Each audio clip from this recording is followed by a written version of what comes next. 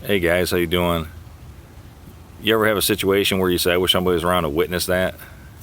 You know, you look around, you see the ducks floating by in this beautiful day, and you see turtles. I don't know if you can see them, but there's probably about 4 or 5 turtles popping up every now and then, so just keep watching for them. But that brings me back to a devotional called Witness that was written by Dr. Reynnells. And it says the Bible records that John the Baptist was sent by God as a witness concerning Christ being the light of our lives, so all might believe and be saved. As a witness, John only provided God's truth, and each person was responsible for accepting or rejecting the truth of Christ. Some accepted John's witness, some did not, and some actively opposed Christ. The same is true today regarding our witness for God and the potential responses. We cannot accept responsibility for the decisions of others, but we must live our lives so our witness may be accepted and does not become compromised by less than godly actions. If the latter, we will probably undermine our attempt to plant a seed for someone to accept God's truth. Thus, a planted seed may not grow or be available for someone to water and facilitate the growth. I confess to being a conservative fiscally and politically, but have a divergent approach theologically. Personally, I'm a conservative and I do my best to follow what God says in the Bible, but am too often not successful. Regarding other people, my religious views are tempered by an ultra-liberal approach through my recognition that I cannot control the decisions of others.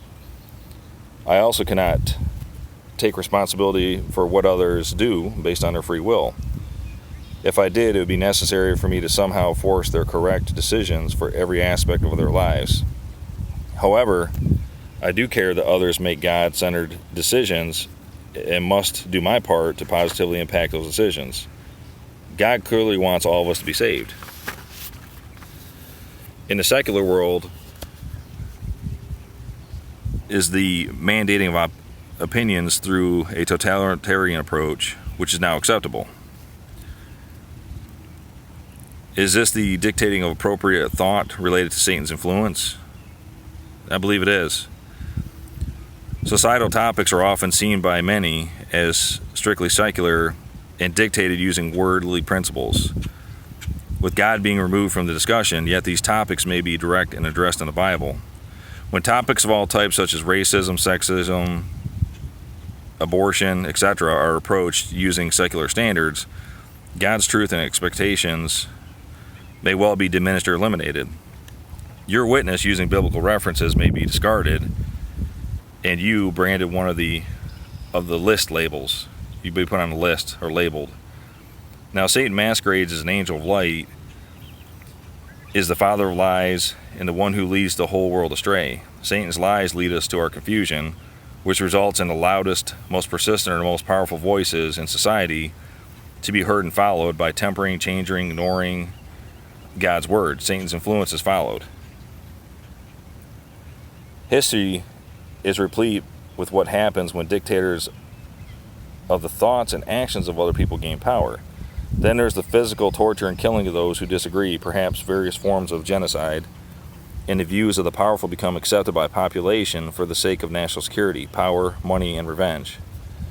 Hitler's the favorite whipping boy for these actions, and that focus allows us to forget the many other leaders that are guilty of similar actions. There's also the related intellectual or emotional genocide that's not really discussed.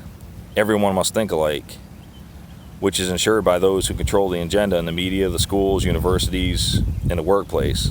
Questions are not acceptable. Discussions or disagreements are not acceptable. But control of the mind is the norm, and Satan wins every time. Where then is the witness for God? Is it trampled by those who hold control over public thought and emotions? Is God only brought into the discussion as a prop by both sides of the aisle? In all countries, at all times, a true witness for God is essential. Admittedly, it is tough to do on a widespread basis when most of the population is exposed to the secular philosophy promoted by Satan. It is tough when many teachers at all levels and much of the media promote the agenda of secular truths. It is very tough for those who disagree with the mantra. People who have free will soon no longer have the capacity to think objectively and essentially lose that free will. However, we have an obligation to witness for God. We must allow people to make adult decisions and accept adult consequences, and if wrong, to hopefully turn and return to God, just as each of us do perhaps on a daily basis. We have an obligation to God to ensure all people have value and are treated with respect. God is not a God of disorder, but a God of peace, and we need to show all that we meet that peace.